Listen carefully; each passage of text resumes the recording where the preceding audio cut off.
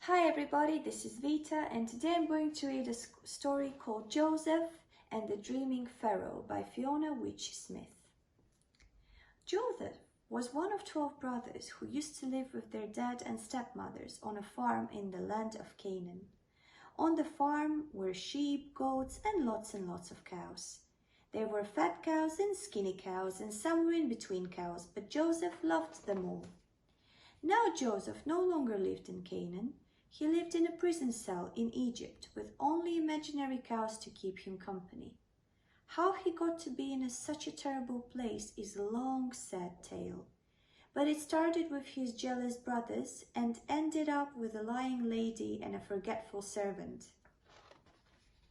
Poor Joseph. He had been waiting so long to be set free.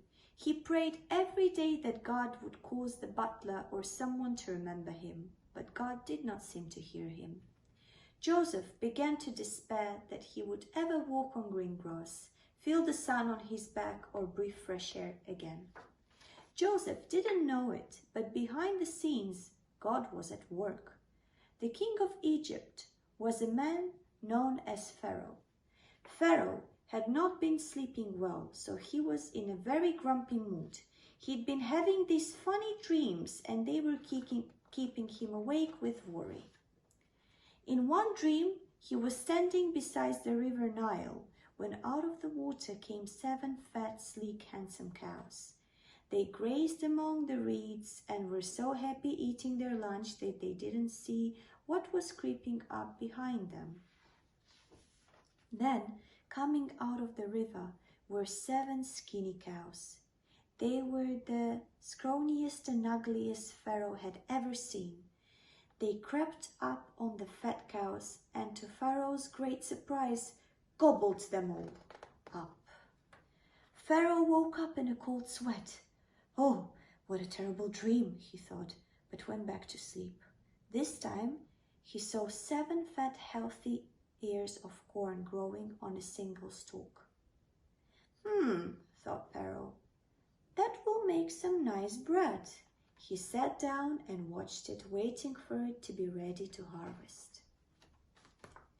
Then another stalk of corn grew up beside the first.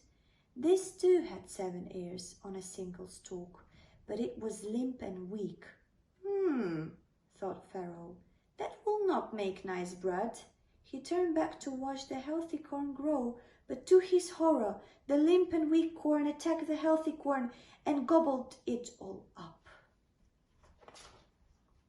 Poor Pharaoh woke up in a cold sweat again, but this time he did not go back to sleep. He got up and called for all the magicians and wise men of Egypt to come to the palace where he told them his dreams. But the magicians were just as puzzled as Pharaoh.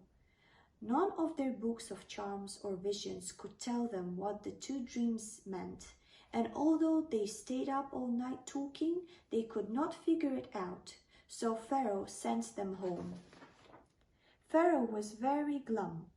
He asked his butler for a goblet of wine. As the butler was pouring it, he remembered something. "My lord," he said, "remember when you were angry with me and sent me to prison?" Pharaoh said that he did. "Well, there was a young man there called Joseph who knew the meanings of dreams. He said I would get out of prison, and I did." Pharaoh sat bolt upright and declared, "Send for this Joseph." So finally Joseph was released from prison and given a new set of clothes. Then he listened to the king's dreams.